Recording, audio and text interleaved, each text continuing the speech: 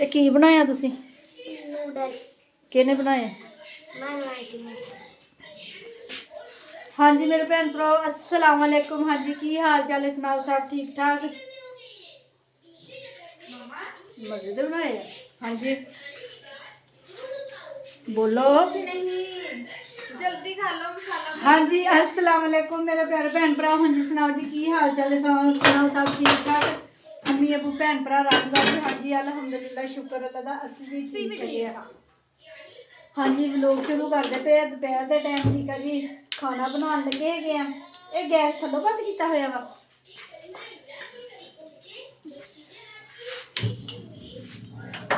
हाँ जी ते पेड़े करन डई कि मेरी छोटी सिस्टर ते तंदूर ते रोटियां लगवानियां हैगियां वा ते असीं अज बना रहे हैगे आ आलू बैंगन ठीक है जी। मसाले वाले ना आलू बैंगन ते मिसबा नूं देर हुंदी पई उन्हें अकैडमी जाना है वा तो कहती मम्मा मैनू भुख लगी हुई। मैं जल्दी जल्दी ना मसाला भुन लगी रोटी हैगी है तो तू मसाले दे नाल रोटी खा के ना तो तू जल जा बाकी रोटियां ना तंदूर तो दोपहर के टाइम ना लगवाई दियां है। सीरत ते मानो दोनों किचन च वड़ियां हुई सी तो मैं लेट हो गई है। वो दोनों जनियां ना लगियां हुई सी नूडल बनाने वास्ते। नूडल बना के तो हुण निकल गई मैं बाहर। मैं बाहर कढ़िया मैं निकलो बाहर मैं ना हांडी रखनी हैगी है ठीक है जी। 12 बजन वाले हैगे तो बच्चों को ना भुख लग जाती हैगी है ठीक है जी। सालन बना लिया तो फिर अपने भैन भरावां नूं अपनी रूटीन शेयर करते हैं ठीक है जी। हैं नहीं नहीं चकेरा नहीं बनानियां। हाँ जी मेरे भैन भरा देख लो जी नूर फातिमा आई हैगी अज इहदा रिजल्ट सीगा। हाँ जी सुनाओ जी रिजल्ट दा? पास हो गई है। की मिलिया? कित्थे है कप? दिखा फिर कप है तीसरे दा तीसरी पोजीशन ते आई है ते तू आप फड़ना फिर।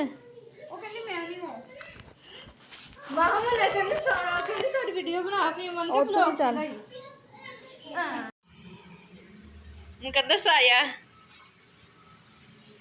mama ayo हम ना जी आज लास्ट डे अज साडा सी जाओ जाओ ना आ जा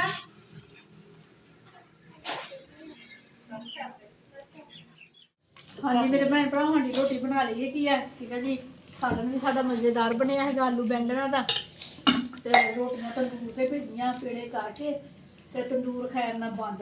फिर न्याणे मेरे ना गए सड़क ते सड़क ते भी तंदूर कोई नहीं ते जिहड़े दूसरे तंदूर हैगे होटल हैगे तो वो कहंदे जी असी मुल रोटी दिंदे हैगे ते लगा के नहीं दिंदे हैगे। फिर इन्नी सखर दोपहर मैं ते ऐसा ना उपर तवी ते रोटी बना के लैके आई सड़ गए साडे पैर ते लत्तां इन्ना बुरा हाल होया ना धुप्प नाल। ते मैनूं ते हुण नसीबत लग गई मैं कल नूं सुबह सुबह जाके पुछ लेना अगर ना तंदूर तवे तो सुबह मैं तो रोटियां पका के रख लैनियां हैगियां।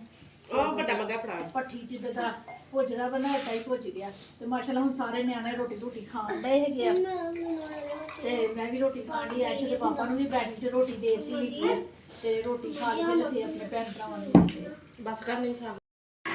हाँ जी मेरे भैन भरा माशाअल्लाह दोपहर का खाना खा के असीं सारे सौ गए थे। फिर उठ के ना शाम की रोटी रोटी बनाई है बच्चों को खिला खलो के हम वेले हो के बैठे गए तो रात उन्हें कहते हैं मैंने लोग बनाए नहीं किया है लोग बनाया ही नहीं अभी मैं वावा हाई से भी अज चेता भुल गया है तो मैं क्या चलो ठीक है एक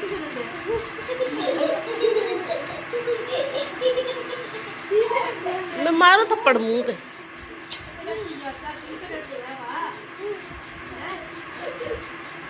गल ही सुना दे हैं स्कूल की गल ही सुना दे हैं